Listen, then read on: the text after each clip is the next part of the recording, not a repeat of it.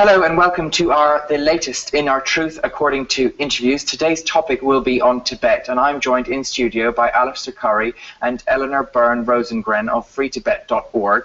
Thank you very much for coming along in with us this morning. Tibet's history is deep and complicated, so for those watching who have varied understandings of Tibet's issues, could you give us a brief summary of the recent events that have led to the situation in Tibet today and why you're involved?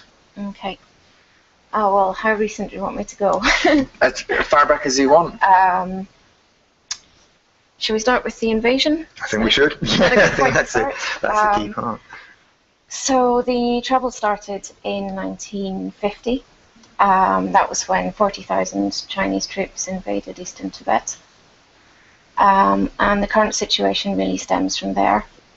There was a major uprising in 1959. And it was around this time that the Dalai Lama fled into exile and took quite a number of Tibetan people with him.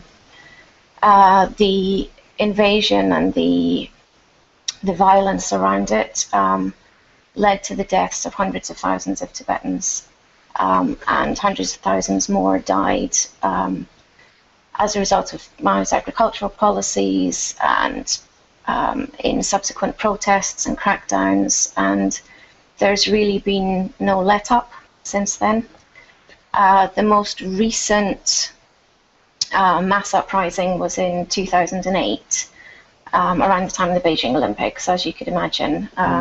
You've got China making all these claims about human rights and making promises, and all of them completely hollow.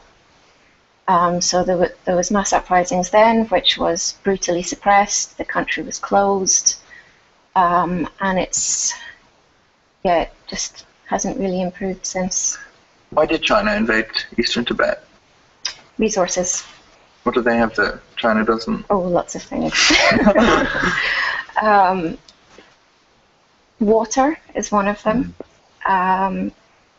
A lot of the major Asian rivers originate in Tibet.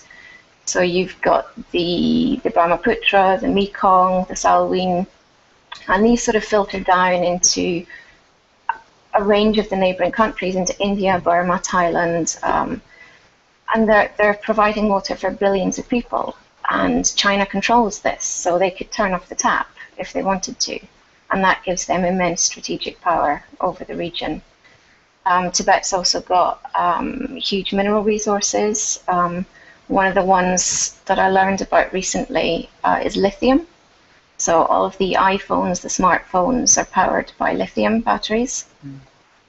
And there are not that many sources internationally, but Tibet has lithium, and China wants to control that market. And there's copper and gold and other resources like that, and just space as well. It's a lot of things. You mentioned there a minute ago about 2008 and the Beijing Olympics. While it's in my mind, the censorship, I know for the 25th anniversary of Tiananmen Square earlier this year, Google blocked anyone Googling it and finding out. Is there censorship in Tibet online? Does that exist? Tibet is pretty much completely shut down. Any sort of dangerous reference to Tibet within China is not permitted, but by and large, Tibetans can't access at all the online world outside Tibet. They've got no access to that. You know, people talk about the Chinese firewall. There's another firewall that surrounds Tibet, and but in fact, although Tibet is a very sort of remote region, it's very in many ways people still lead sort of traditional lives, particularly rurally. Tibetans use mobile phones. They've got very good, strangely enough, they've got very good reception, a very good spread there. A lot of Tibetans use smartphones, and in fact, a lot of the way that we get information is because they are able to take, for instance, videos on their smartphones and then smuggle those out. But it's not a simple case of you can't just post it online. It's a much more complicated thing than that. And following, often if there's an event, if there is a protest or there is brutality by the security forces, then one of the first things that happens in Tibet is that China just shuts down the internet, so that people can't even get to that first stage of sharing the information within Tibet, never mind getting it outside Tibet. So it's a real challenge. So how do the Tibetans feel about this? I mean, is it a case of they don't know any different, or are they fighting for their freedom essentially? Well, fighting in the sort of metaphorical sense, definitely. The resistance is peaceful, generally, but they want their freedom. They want their nation. They want the Dalai Lama to return. That is the force of emotion that people feel about the Dalai Lama is incredible. How many people are we talking here in Tibet? It's about 6 million. 6 million? Well, there's about 6 million Tibetans in Tibet. Unfortunately, there are a very large number of Chinese people in Tibet as well. We talked about when China invaded in the 50s, one of the very first things they did was to encourage Chinese people to move to Tibet. And the thing is, there isn't reliable census data there. China sort of keeps that, well, you can't trust any statistic that comes out of China about anything, but it's certainly in some parts of Tibet, Tibetans are outnumbered 3 to 1, 4 to 1, including in the capital. So the population of Tibet is far bigger than the population of Tibetans, and this is a major issue. It's one of the ways in which it's one of the sources of great resentment for Tibetans, because they do feel that their culture, which is completely distinct. I mean, for instance, if you see Tibetans write in a different script to Chinese people. It is very, very deeply different. But now in Tibet, the language of business, the language of education is Chinese. That's what Tibetans get taught. They get taught in Chinese. Mandarin. And Mandarin, exactly, at school. So there's a great degree of resentment about the way in which their own culture is being sort of eroded and destroyed by an intentional process. And just very recently, we saw a thing very recently of Chinese central government encouraging intermarriage between Tibetans and Chinese, and that's another way that you kind of dissipate Tibetan national identity. Just talk about 6 million Tibetan people. 1.3 billion Chinese people, though we should remember there are other ethnic minorities in China. There's a lot of ethnic minorities in China, but the Han majority is still around over 1 billion people. And if these people rebel, are there consequences? Oh yeah, definitely. What would they be? We reported on events that happened in Driru County last year. They had issues there because of mining, and they'd had a mass protest in May last year.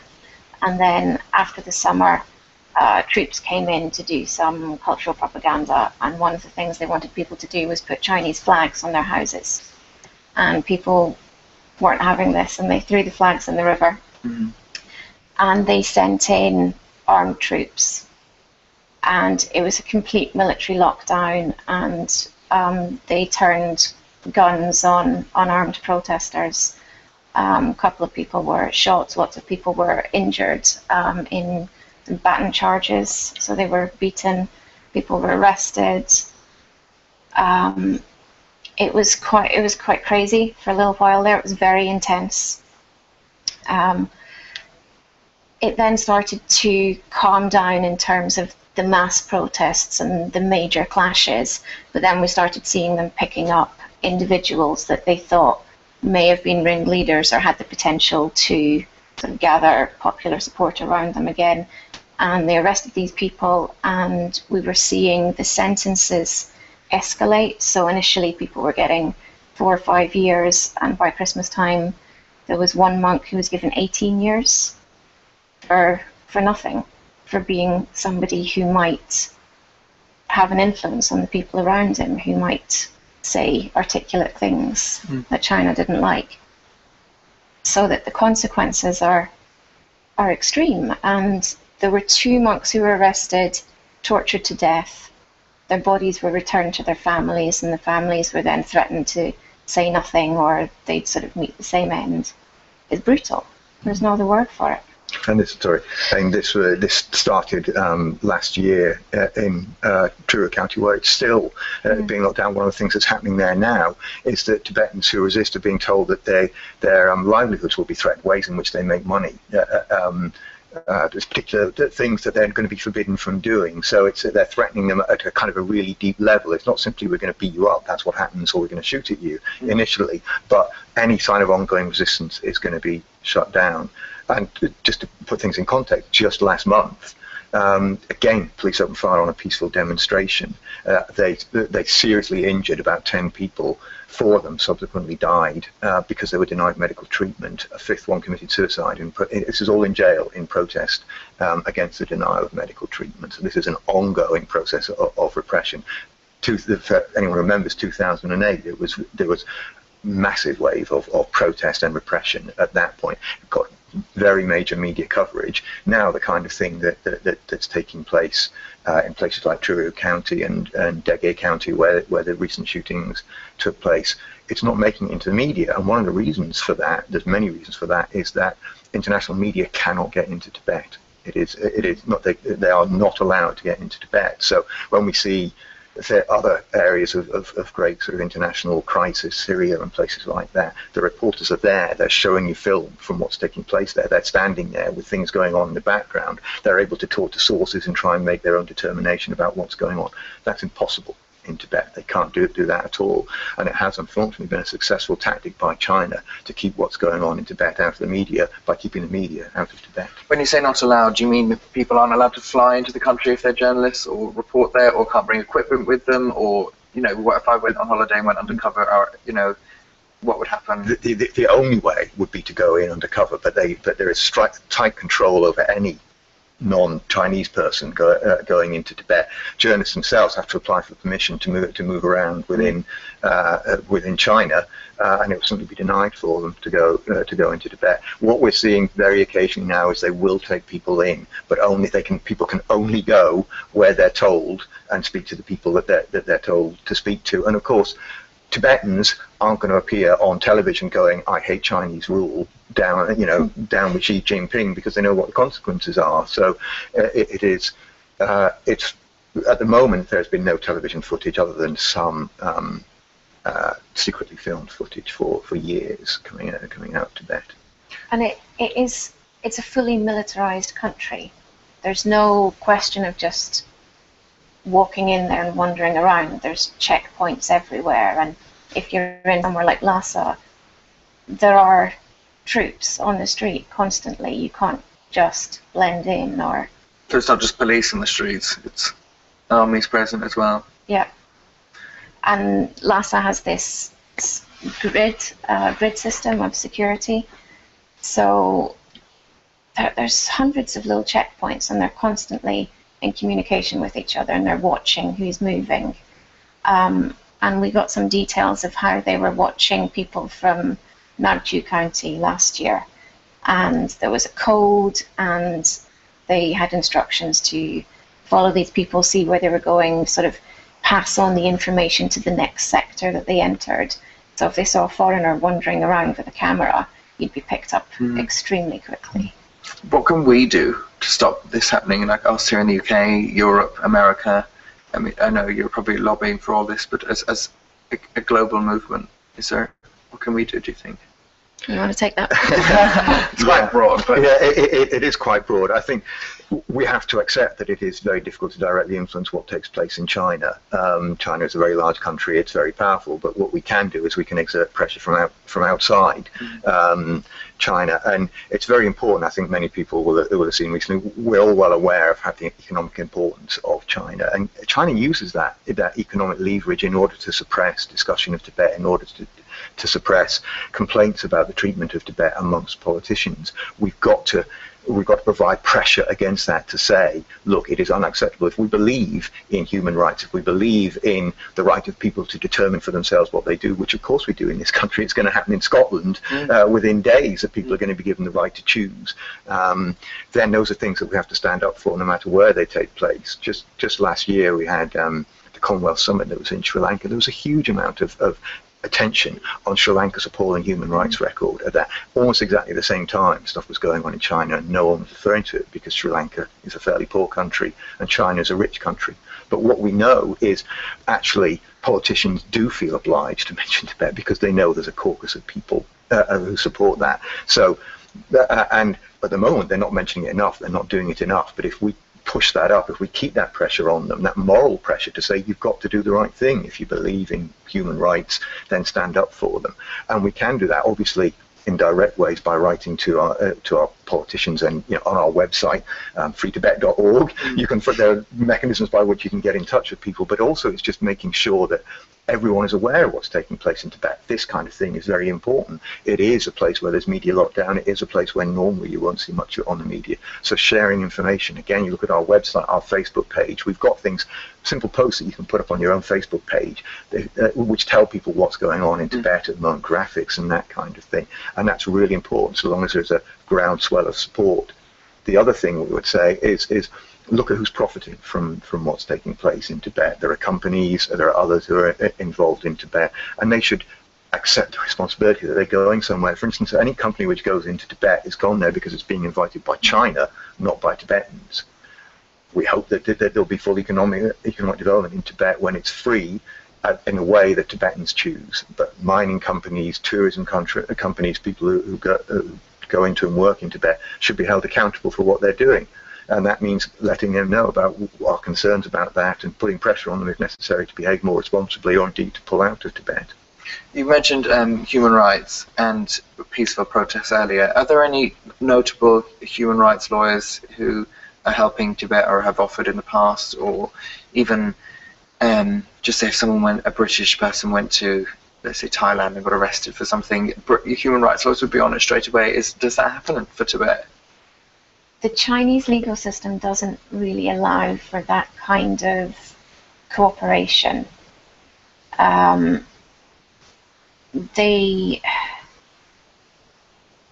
have a bad habit of holding people in incommunicado detention for long periods of time before they charge them with anything.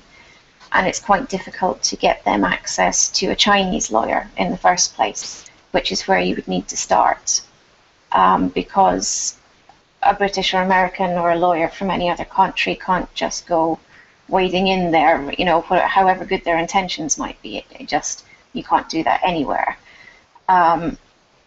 So they would need to be working in partnership with a local lawyer who was willing and able to work in partnership with a foreign lawyer, or they'd need to be working with an NGO who had access, and these access issues it makes it almost impossible. So I think, obviously, the thing that's taking place outside Tibet at the moment with the universal jurisdiction is very, very interesting. Which is a different way of approaching it. Okay. Something I have done here is self-immolation. At least 131 Tibetans have died in protest at Chinese rule. What do they hope to achieve from these acts? I think one of the difficult parts of our job is we very often get the first people who learn about these self-immolations, which for anyone who's not clear is setting yourself on fire. This is Tibetans who will usually pour a tank of gasoline or petrol over themselves and set themselves alight. The most common thing, actually, that we often don't get reports of exactly what they say. Sometimes they leave notes. Sometimes they shout at the time it's taken place. It's very difficult to get that information. The most common thing, actually, that people say is for the return of the Dalai Lama. Eleanor was talking before about the Dalai Lama fleeing Tibet in 1959. That's the same Dalai Lama as we have today, who is a Nobel Prize winner, who's revered across the world. He's the leader of Tibetan Buddhism. He's the leader of Tibet. So most commonly, that's one of the deepest grievances that they have, is that their own leader, not their spiritual leader, or equivalent to their pope, is not allowed in their own country. But other than that, the thing you hear most often is about freedom. It's about Chinese rule. It can be in protest against repression, or it can be a call for independence, which not every Tibetan wants. Some people just want more autonomy within China, but it's hard to know exactly what, because it's an individual thing. However, what we do know is this is an act of protest, and what we also know is these people undertook this terrible protest, which has harmed no Chinese people ever, because they find the situation in their country unbearable, and they want change in their country, and they want the world to pay attention. It's like most of the people who have done this are under 25. It's very much a young people who have never known Tibetan freedom. Tibet's been occupied for 65 years, and yet people feel so passionately about about this. Still, after more than a lifetime, after generations of Chinese, that they're willing to undertake this act. And going on to that, I think it says somewhere on your website that Tibetans say that their country is an independent nation, but with the Chinese government saying it is part of China. Who's right? What is it? It's an independent nation. We've got basically got evidence of its legal status in the past. When Nepal applied for UN membership in 1949, part of the evidence they presented was their relationship with other nations, and that they were signing treaties and agreements with other nations. And one of the nations they quoted was Tibet, and this was accepted. They had diplomatic missions, they had passports, they had stamps and currency, they governed their own affairs, and legally they don't need to prove their status. The country which is claiming sovereignty over another sovereign nation needs to prove at what point it acquired that sovereignty, what happened and when it happened, and give the details. And China hasn't really even bothered to do this. They just claim Tibet was always a part of China. They don't even base it on the military invasion. But there are treaties that have been signed between Tibet and China, old ones, which are border agreements, they're peace agreements. It clearly states this nation and that nation. So I find their position very difficult to understand what it's based on. Okay, and since you mentioned the Dalai Lama earlier, that he left, and religious suppression is brought up a lot when discussing the situation. What has happened to their Buddhist culture in the 6 years that he's left? It's being manipulated. So there are towns where you have more than one monastery, and you've got one which is, for whatever reason, cooperating with the regime, and they're being funded, and they've got very well maintained buildings. And then you've got a neighbouring monastery which is sort of holding firmly to their own beliefs, and they're not cooperating with the regime, and they've got holes in their roof and walls falling down, and there's a very physical difference that you can see like that. Tibetan Buddhism, in a general sense, is gaining popularity in China. A lot of the people are very interested in it. And the government is manipulating it and using it, and we're seeing elements of what's called Disneyfication going on, where they're adopting elements of Tibetan culture and sort of presenting it the way they want to see it and selling it, and building up a lot of tourism based on the religion and the culture, but not in a way that benefits the Tibetans, and quite often in ways that are very disrespectful. So do you think that Buddhism is quite a peaceful religion? That's what they say, Definitely. and everyone thinks that. Do you think that's helping them with what they're going through? It might be keeping them more sane, and that's why they're not rebelling in like maybe countries like Ukraine and Russia and all that kind of stuff. I think it's complicated. There's lots of reasons, but absolutely clearly, saying these self-immolations, which feels like a terrible act, but no Chinese person has been harmed by that. Not the Chinese military, the security forces, people who are firing on Tibetans. And one of the key reasons for that is because the Dalai Lama urges the people of Tibet to be peaceful in the way that they resist China. Now, the reality is, when Tibet was invaded, it had its own army, which was completely overwhelmed. It's a tiny country versus a very large country. I think Tibet, relatively speaking, enjoys a fairly high level of international sort of support and recognition, and part of the reason for that is because it has been peaceful. There's no terrorism, which is complicating the issue here. The justice of the cause is just, and the way in which they're responding to the oppression that they suffer is one which I think deserves and has earned a great deal of respect. It doesn't always make things easier. It doesn't. In many ways, conflict and bombs will get more attention from the media than peaceful protest. But it is one that, for the moment, Tibetans remain committed to, and that's one of the reasons why they deserve our support. If we believe in the peaceful resolution of conflict, if we believe that you can find a way through by doing what's right rather than by a sort of abusing, if you like, the rights of others, then Tibet's somewhere that really needs our support, because if it doesn't get that support, it may be that the approach the Tibetans take will change, and the Dalai Lama is not going to live forever. When he's no longer there, then it may be that and this is speculation, we do not know, but Tibetans may change the way in which they respond, and I don't think that's in anyone's. I think obviously that would cause a great deal of suffering, potentially on both sides. I think we already touched on this. I mean, I think I know the answer is to, are Tibetans seeking independence, and will there ever be a free Tibet? Some are, some are not. The Central Tibetan Administration, which is the government in exile, is seeking autonomy rather than full independence. There's a strong pro-independence movement amongst the Tibetans. One of the problems that we have in campaigning is that it's so hard to ascertain the will of the Tibetan people in Tibet, because they have no way of communicating with the outside world. They can't communicate with their own government in exile any more freely than they can communicate with you or I. But it's very hard to know what the Tibetans in Tibet actually want, and I don't think there's necessarily a single answer to that question. Individuals want different things, as individuals do. It's not a sort of homogeneous entity, it's a people. Will there ever be a free Tibet? Yes, one day. No empire lasts forever.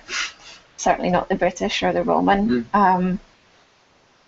The Chinese control will end one day. The only question is when. Can you see it happening in your lifetime? Absolutely. Yeah. You look at China, and it is a system in which still essentially a Politburo of 7 men are ruling 1.3 billion people. The way the deal in China for a long time has been, we make you rich and you let us be. But many people in China are not rich. Many people are not enjoying, including Tibetans, obviously, the sort of economic benefits that we see a lot of in the media in the West. China does not have a sustainable system, and it's going to have to change the same way as the Soviet Empire changed, the same way as others changed, and it's already getting to that point. That's one of the reasons why it's so important that when China is changing, obviously we know that there's this huge potential for chaos when that takes place.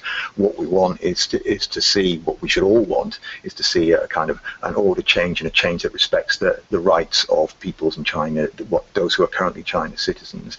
Tibet needs that support at that time to say, this was a sovereign nation, this deserves to be a place in which people get to decide for themselves what happens. China can't go on as it is. If we keep that pressure up for justice for Tibet, and also for all the people of China, of course, then we will help that to happen more quickly. I'd like to go down kind of your paths now and just kind of find out a bit why you individually, personally decided to get involved, and why this matters so much to you. I think I first heard about the occupation of Tibet when I was very young. I was probably still at school, and it struck a chord with me that there was this country that didn't appear on official maps because of the political control of a larger country next to it. And I went out to India, to a town called Kalimpong, between high school and university, to do a gap year. And there's a very strong Tibetan community there. So I was working with Tibetans and living with them. And the Panchen Lama was kidnapped while I was in India. And when I came back to the UK and I started university and became a student, I saw some literature from FreeTibet, and it was focused on the Panchen Lama. And that struck a chord again because of the timing of it. So I joined then, and I've been supporting FreeTibet ever since, and recently got the chance to actually join the team in person, which is gives me the chance to do something much more practical and really get involved and see what I can do. Sounds great, yeah. making a difference. I might just ask the same question to you. Yeah, it's a different path. I mean, it's Eleanor says she's our director, and I think it's amazing that we've got someone who's been literally physically a supporter of the organisation for, I won't say how long, who's got that level of sort of commitment and passion. My route was very different. I'm a professional campaigner, and I've worked in different organisations. Including Peter, in fact, who you interviewed a short while ago, and I was looking for another job as a campaigner. And I think what campaigners have in common very much is we believe in justice. We believe in the right treatment and protecting those, helping those and protecting those who can't fight back. And a job came up at FreeTibet, and I was of course aware of Tibet as people are. And I do what you do, which is you do some research before your job interview. And as soon as I started doing the research, you just suddenly think, oh my God, what is happening here? And so I was fortunate enough to get the job. And then within days of me starting the job, as the press, at that point the press officer responsible for press, I got news of a Tibetan who had self-immolated with a photograph of this person, who had done that. I also have to say a photograph of what they looked like after, and realizing the sort of, the depth of commitment that people have, and just feeling so hugely, these are people who so much deserve our support. This is so the sort of the courage and resilience and determination and peacefulness of the Tibetan people within Tibet. And it's kind of once you're in there, and once you feel there, it's absolutely, although I've only worked for FreeTibet for 2 years, I don't have a long history of that, but it's absolutely in my heart as an issue now, because it is such a great injustice, but also because of the way the Tibetans have never given up and the way they've responded to that. It's genuinely inspiring. So you'd both encourage people to not become campaigners, but have a campaign if they genuinely believed in something? Because I know I don't particularly have one, but I think I would like to if I had a passion for something. And it just grows, I'm sure, once you meet other people who maybe have the same passions. Absolutely. Yeah. I think we have a question, if that's okay, from a listener. Yeah. From USM, called away. Their question is, how does FreeTibet feel about autonomy versus independence? Well, we don't, in a way. Our core belief is that it is for the Tibetan people to choose and determine their own future. And what we campaign for is to support their right to that choice. And if they choose autonomy to exist within a Chinese state, if they choose independence, we would support their choice. It's not for us to say what the Tibetan people should do. Okay. I have a few more questions here in the meantime. This one's from Zero Star, another one actually, in my ear.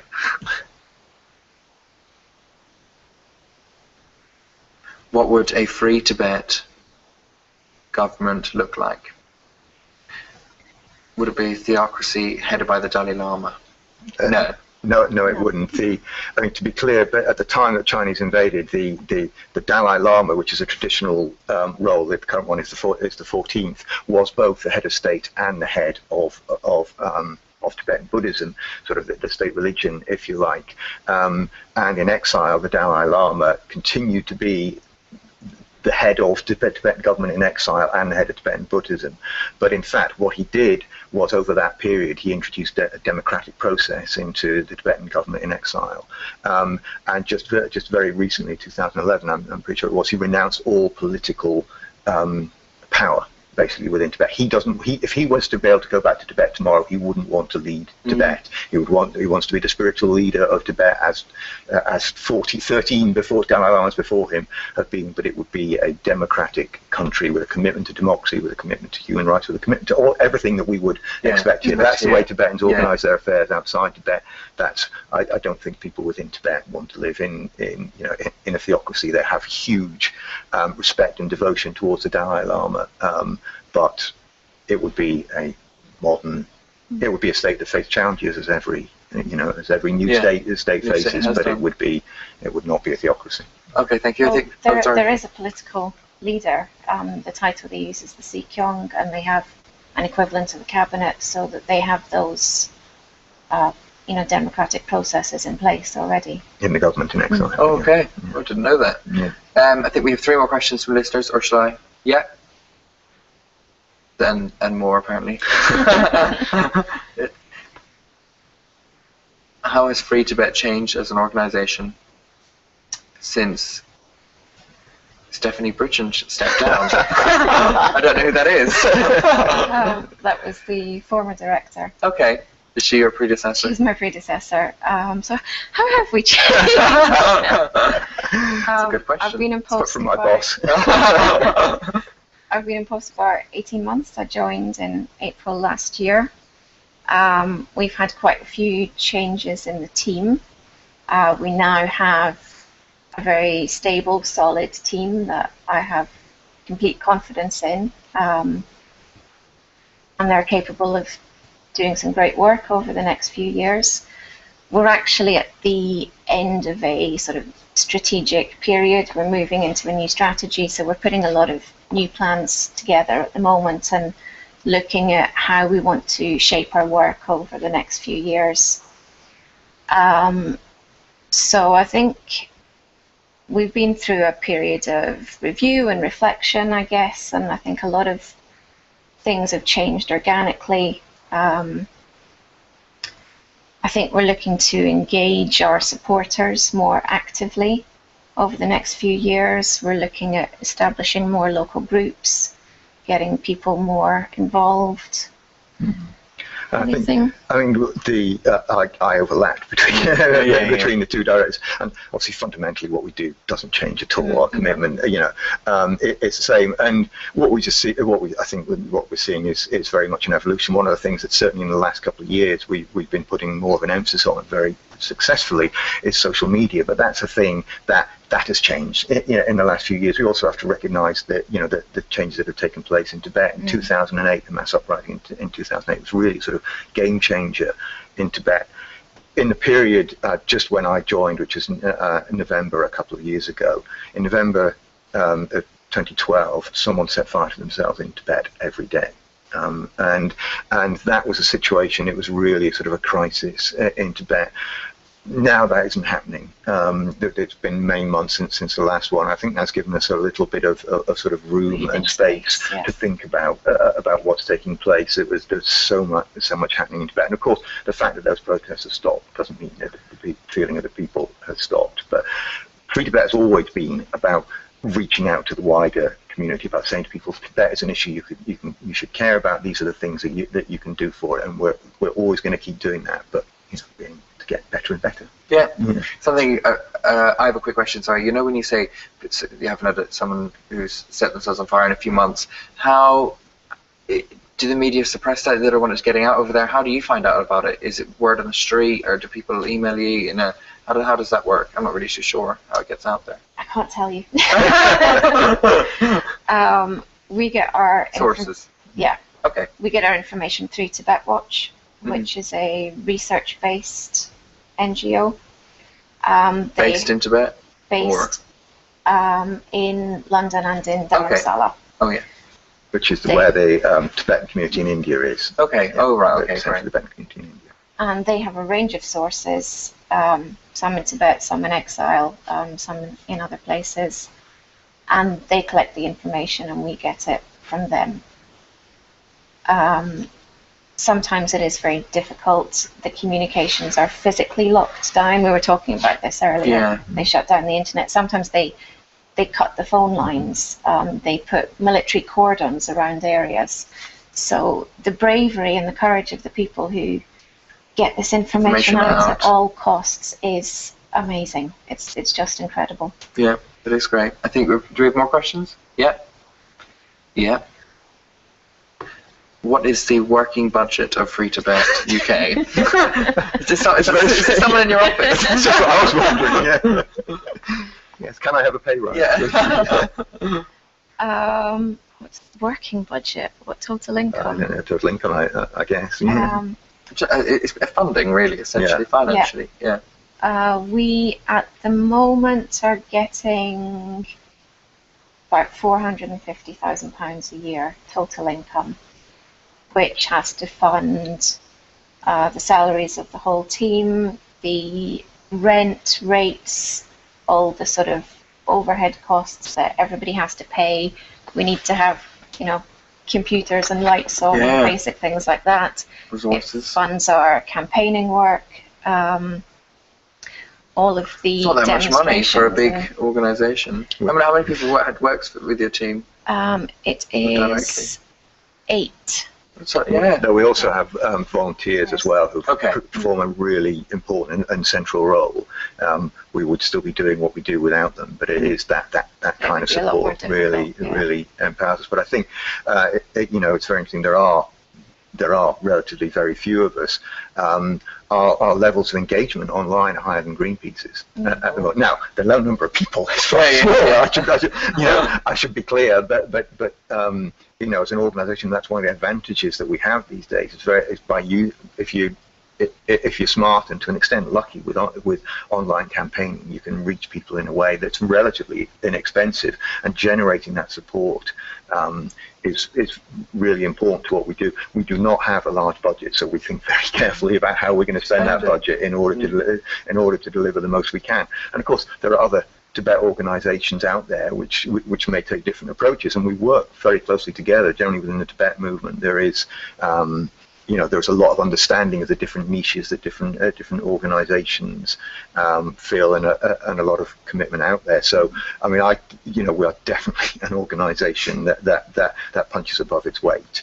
I mean, sadly, there are not many organisations that have the funding which allows us to do this professionally. There are many people out there, fantastic people who work so hard for Tibet. Many Tibetans in exile, obviously, usually do a great deal. But these are people who have got day jobs, and they have to feed their families. And then in the evening, they're going out and they're working so hard for Tibet and doing things for Tibet. We're very fortunate that we're able to have the time to work, I was going to say 8 hours a day, very frequently, a lot more than 8 hours a day, and have the time to do the research and develop things and develop our professional skills as well. I think I was saying to someone, recently, no movement for change, can succeed without the people who are doing it in their free time, who've got that level of commitment. But equally, you also need professional organisations, as we say. It's very much money, particularly if you compare it to the budget of the Chinese government, £450,000. But we think we're dropping that we deliver. And with reference to them, one of the things we invest in is IT security, so that we can protect our sources. Oh, that's amazing. Do what we can to keep the people who give us information safe, and that's very important to us. One viewer just said to thank you for your transparency. They're welcome. And there's another one. Yeah. What would Tibet use to grow its economy once free from China? I think they must be talking about resources. Water, could they use that, utilize that? That was actually one of my questions I had as well here. It said, you answered it earlier. I read somewhere that a lot of rivers start flowing from Tibet. Does this have any relevance? So I mean, what could Tibet use to build its economy? These things like lithium, are they the things you talked about earlier? I guess the Tibetan people would have to choose how they wanted to grow their economy, because for many Tibetans, the traditional lifestyle is nomadic, and I'm not sure that all of them would necessarily want to change that and push for economic growth. I'm sure some nomads would like to return to their lands and their animals, and continue the traditions that they've had for centuries. If Tibetan people did choose to push for growth in that way, I mean, they have the resources that the Chinese are currently trying to exploit. But for many Tibetans, the land is sacred and they don't want to see it exploited. So I'm not sure whether the Tibetan people would want to use their natural resources in the way that they could be used by people who are more focused on economic growth. Yeah, okay. I mean, Tibet is rich in resources, and another thing that is a rich resource for Tibet is its culture. Now, unfortunately, Eleanor was talking about the Disneyfication. That China wants to have a few picturesque monasteries around with a few picturesque monks waving their incense around for people to take photographs of, and it's putting a lot of emphasis on tourism there, but it's tourism on China's terms. I think Tibetans are very proud of their culture. They're proud of their beautiful landscape, and I think that's the thing they would welcome, the world in, but they do want to preserve what they have. And I think again, it's the challenge that any country faces is, of course, people want economic development, but they also want to preserve what's unique about their culture, and that there is. It is a fairly unique culture in Tibet. It is very deeply informed by Buddhism. It's very deeply informed. So there's kind of a core of sort of non-materialist values. Equally, people want to put food, on the table and make sure their children are well educated. And we shouldn't, people should have the right view of Tibet. There are Tibetan rap bands, out there. It's not that they're all monks, or all those kinds of things. The Tibetans, as I said, smartphone use is very extensive in Tibet. They're not primitive, if you're that's an uncomfortable phrase, people, but the physical and natural resources in order for them to have a good income are there, and it's going to be exactly as I said, it's going to be their choice about how they steward and use those. But Tibet has got every capacity to be a very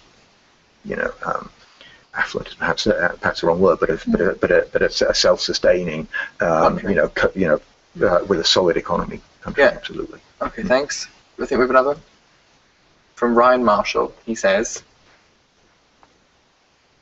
if you were to succeed, if Free Tibet were to succeed, how much of Tibet would succeed from China, the original nation, or perhaps a referendum in each of the cities? Again, that would be a question for the people. We acknowledge the original territory of Tibet, so the provinces of Usan-Kham and Amdo. The Tibet Autonomous Region is mainly equivalent to the Usang region.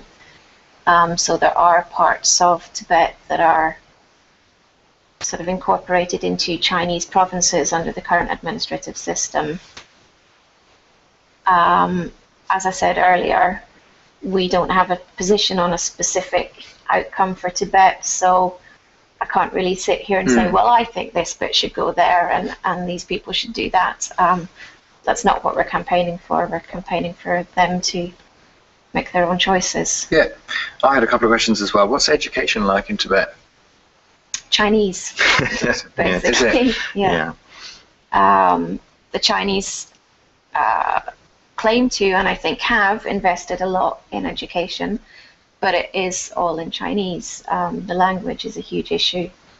Where they're teaching things like history, I have my suspicions about what's on the curriculum. Language is definitely an issue.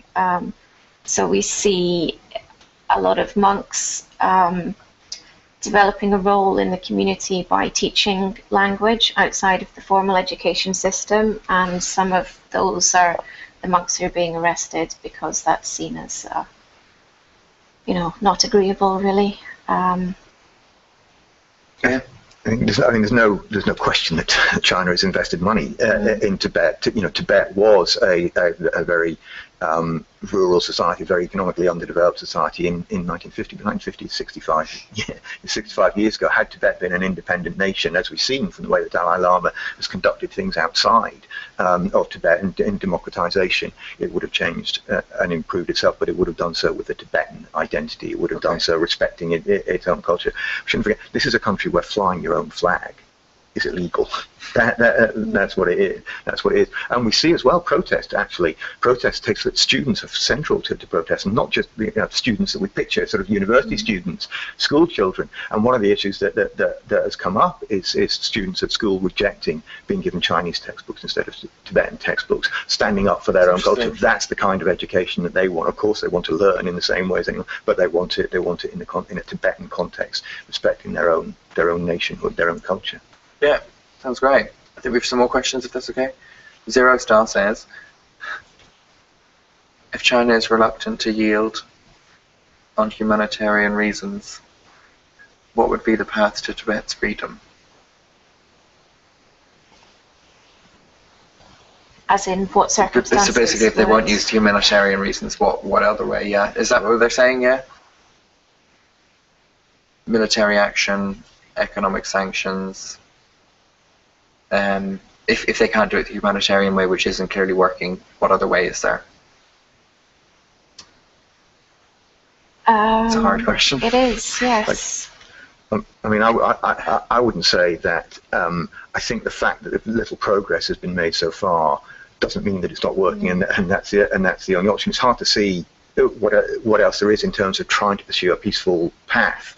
There, you know, China does overwhelm Tibet. The power lies within China. The change must come within China, as we were talking about earlier.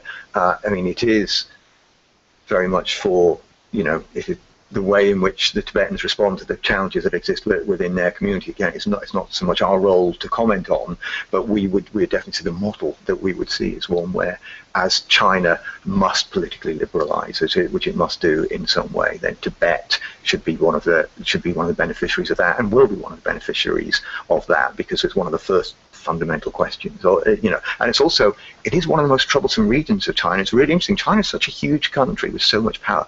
They get so sensitive. They hate it so much. If someone suddenly meets the Dalai Lama, you know, the Dalai Lama is just a man in a robe, you know, who has the loyalty of you know, 6 million people in Tibet, out, you know, a tiny fraction of their population, but they worked so hard to prevent politicians meeting, even for them to go and visit a local council. A council will get pressure from China to not have this much. They are so sensitive on this issue, and that sensitivity, I think, is a sign of the leverage, if you like, that Tibet as an issue has, the importance that it has internally and externally. You know, I mean, there are other nations within China. There are other peoples within China who have similar problems of repression, and who don't have the profile of Tibet. Tibet is fortunate in that way, but I think, you know, for the Tibetan people, that is a great asset that they have, is that support that they enjoy outside, and the continued support and the growing support of people outside China will help to ensure that China, as well as doing the right thing by its own people, will do the right thing for Tibet. Absolutely, yeah. Do we have any more questions? Yeah. Dante? Dante? Oh, that's somebody's name. Is there anything China would gain by letting go of Tibet? Reputationally, it would make itself appear better. It would be better. It would be better. Yeah. It would be a fairer, it could become a fairer and more just society if it reached the stage where it could come to a diplomatic agreement with Tibet. It would cease to be perceived in the negative light that it is in many circles. It would gain respect. It could well gain a friendly neighbor with good trade relations. Exactly. Yeah. It's not simply a case of losing something. It could be a case of gaining something. Yeah, I think what China gets, so long as China sees things in a very narrow sort of self-interest kind of way, not engaging in trade. You know, the EU is an example of democracies coming together, and I know people have different views, you know, on that, but nevertheless, you know, democracy talking to another democracy is always mutually beneficial. Not always mutually beneficial, but it's largely mutually beneficial. But I think what we need to see is, it is very hard to picture a scenario in which the totalitarian state, the Communist Party of China state, is going to voluntarily relinquish Tibet because of the assets that it sees there. But when it stops doing that, that will be part of a process, of a more enlightened process, which is going to benefit all of its citizens. I mean, ultimately. And one other thing we should say is you know, it's expensive for China to keep repression going in Tibet at a very high level. It's expensive, the surveillance, the physical material, the amount of time they have to spend, the amount of money that they have to spend. That would Tibet has been for a long time something which has just cost China money. Now, what's happening now is China's grabbing those resources from Tibet in order to try and make money from that. But as Eleanor says, they have the potential to have a good, strong relationship. Tibet is not using all; it's not going to use all that copper and gold and lithium. It's going to be selling it to someone. And the world's largest economy, as China will very soon be, is one of the it's one of the places that will benefit from that. Okay, then, do we have any more questions? Yeah? Yes. That's great. Yeah. Do you know if the Chinese intelligence services actively target sources in India? Has there been any hacking? Can I answer that? Can you? Yes. Okay. That's a good. I see. So that there has been.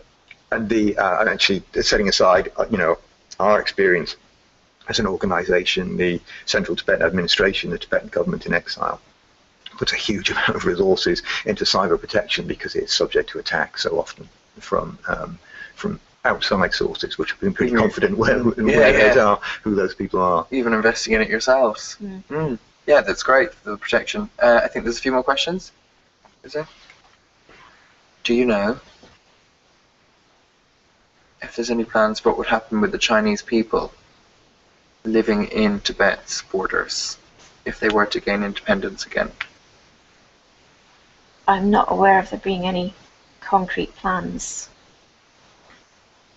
I have to refer to my earlier answer.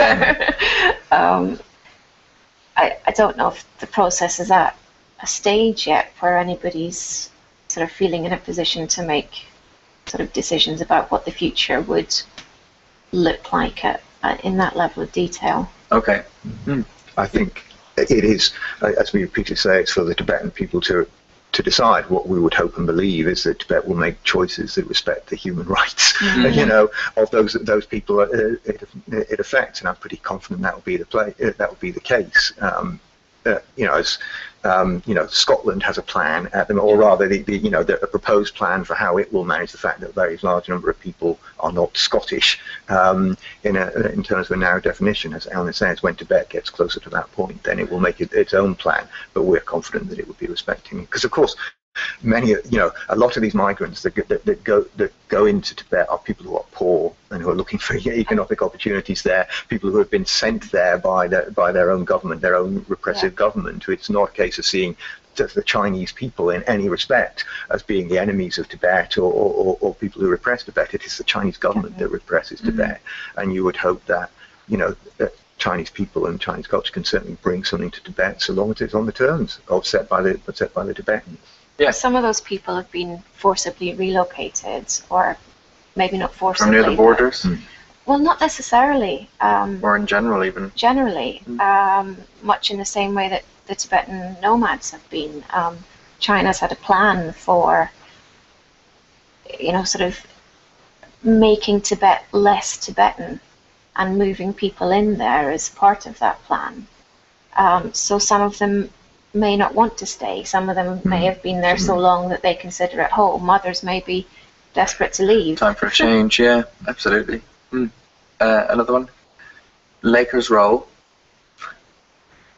How effective has the UN been in finding a solution, if at all?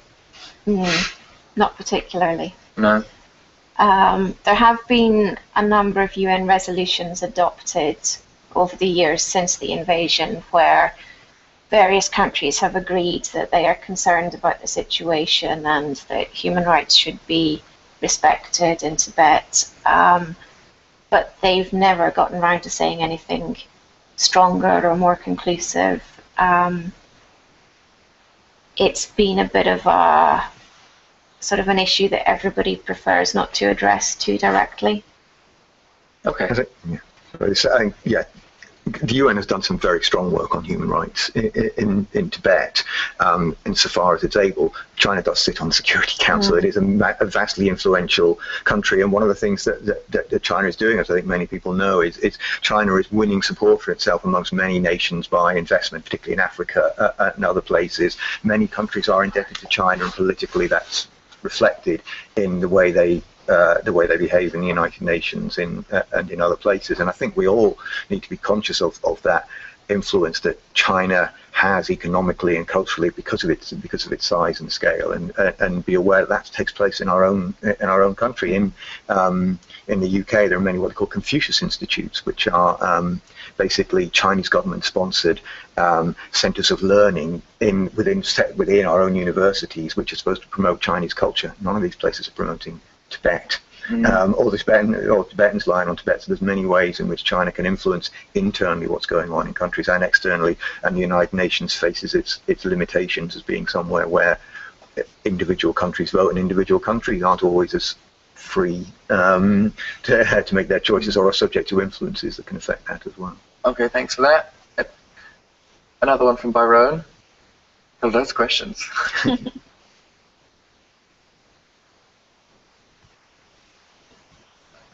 Does the media's preoccupation with the Middle East make it difficult to get coverage in Tibet?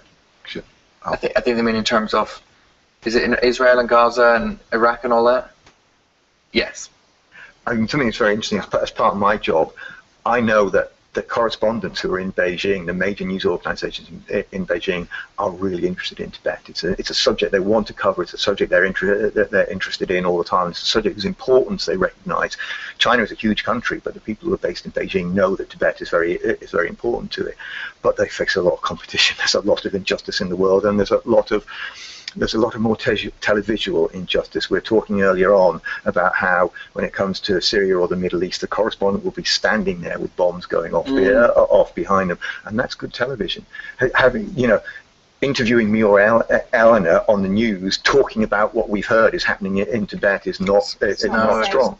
But it also has to be said, obviously what's taking place in the Middle East is very, very important. A lot of people are suffering, and it has a lot of implications for the rest of us. We certainly wouldn't criticize the media. Everyone who's got a cause in a sense of injustice always feels that they're not getting a fair crack at the whip when we're here in the media right now. So it's happening. So I think we have to kind of recognize those sort of problems. That where I do have concern, and media is my responsibility with it within FreeTibet, is that it's actually not that Tibet isn't represented, but it's that what China is not accurately represented. You see a lot of things in the media about the Chinese economic miracle, about the latest, massive infrastructure project, or putting people in space, or its trade deals, or all those kind of things. And those things won't talk about the fact that China is one of the world's greatest human rights abusers, that it executes more people than the rest of the world put together, that it's an authoritarian state, that it illegally occupies another country. And I'm sure many of the media who report on it say, well, we can't say that every single time we report a story from China, but I think there's a risk that people will forget the nature of this country and the nature of what it does, and that's very important. China is not just another nation. It is a nation with a grave and deep issue of repression and human rights abuse and the occupation of Tibet. And if the media and thus people are kind of forgetting that the nature of China, that's not in Tibet's interest at all. Okay, thank you. Another one. Who are the major funders of Tibet's government in exile? Tibetans in exile are the major funders of Tibet's government in exile, individual Tibetans. Tibetans themselves. Okay. Any more? I'm not sure if there have any more questions. That's all their questions. I think I'd add one last one, or maybe one or two. Tourists. What if people want to visit Tibet? Is that a common thing? And what advice would you give people who want to visit there? Or I'm not sure if either of you have been. Have you, or by any chance? No.